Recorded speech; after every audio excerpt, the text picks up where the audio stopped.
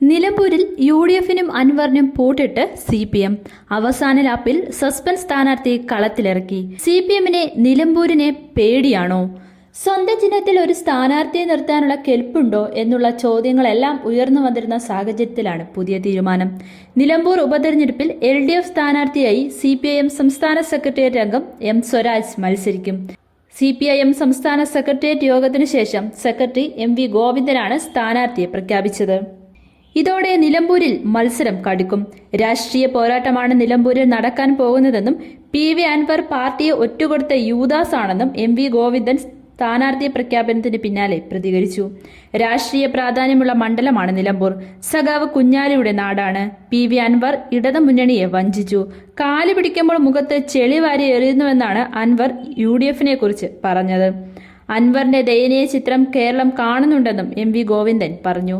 പാർട്ടിയെയും സർക്കാരിനെയും താറടിച്ച് മുന്നണി വിട്ട അൻവറിനെതിരെ കരുത്തുറ്റ സ്ഥാനാർത്ഥിയെ രംഗത്തിറക്കണമെന്ന വികാരം പ്രവർത്തകർക്കിടയിൽ ശക്തമായിരുന്നു. അങ്ങനെയാണ് ഒടുവിൽ പാർട്ടി ചിഹ്നത്തിൽ മത്സരിക്കുക എന്ന തീരുമാനത്തിൽ CPIM എത്തുന്നതും യുവമുഖവും നിലമ്പൂർ സ്വദേശി കൂടിയായ സ്വരാജിനെ ഗോദയിലിറക്കുന്നതും. 2016 പാർട്ടി സ്ഥാനാർത്ഥിയായി തൃപ്പൂണിത്തുറ മണ്ഡലത്തിൽ നിന്ന് വിജയിച്ച് ആദ്യമായി നിയമസഭയിലെത്തിയ M. സ്വരാജ് 2021 K. ബാബുവിനോട് പരാജയം ഏറ്റുവാങ്ങുകയായിരുന്നു. തുടർന്ന് കോൺഗ്രസ് സ്ഥാനാർത്ഥിയുടെ തിരഞ്ഞെടുപ്പ് വിജയം റദ്ദാക്കണമെന്നാവശ്യപ്പെട്ട് നിയമപോരാട്ടം നടത്തിയെങ്കിലും K. ബാബുവിന്റെ വിജയം സുപ്രീം കോടതി ശരിവയ്ക്കുകയായിരുന്നു. നിലവിൽ ദേശാഭിമാനി റെസിഡന്റ് എഡിറ്ററാണ് M. സ്വരാജ്. എന്നാൽ നിലമ്പൂർ ഉപതെരഞ്ഞെടുപ്പ് ഫലം LDF സർക്കാരിന്റെ പ്രവർത്തനങ്ങൾക്കുള്ള അംഗീകാരമായിരിക്കുമെന്ന് M. സ്വരാജ്. സർക്കാരിനോടുള്ള ജനങ്ങളുടെ മമതയും പ്രതിബദ്ധതയും ഫലത്തിൽ പ്രതിഫലിക്കും. ഉറച്ച ആത്മവിശ്വാസമുണ്ടെന്നും M. സ്വരാജ് പങ്കുവച്ചു. സ്ഥാനാർത്ഥി പ്രഖ്യാപനത്തിന് പിന്നാലെയാണ് പ്രതികരണം.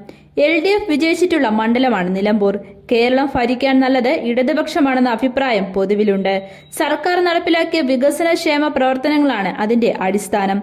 നവകേരളം സൃഷ്ടിക്കുകയാണ് സർക്കാർ. ആ സർക്കാരിൽ ജനങ്ങൾക്ക് മമതയും പ്രതിബദ്ധതയുമുണ്ട്. ഇത് നിലമ്പൂർ ഉപതെരഞ്ഞെടുപ്പിലും പ്രതിഫലിക്കും. സർക്കാരിന്റെ പ്രവർത്തനങ്ങൾക്കുള്ള അംഗീകാരമായിരിക്കും തിരഞ്ഞെടുപ്പ് ഫലം. മതനിരപേക്ഷതയ്ക്കെതിരെ CPIM സ്വീകരിക്കുന്ന നിലപാടും ഫലത്തിൽ പ്രതിഫലിക്കും. ഉറച്ച ആത്മവിശ്വാസമുണ്ടെന്നും സ്വരാജ് പ്രതികരിച്ചു.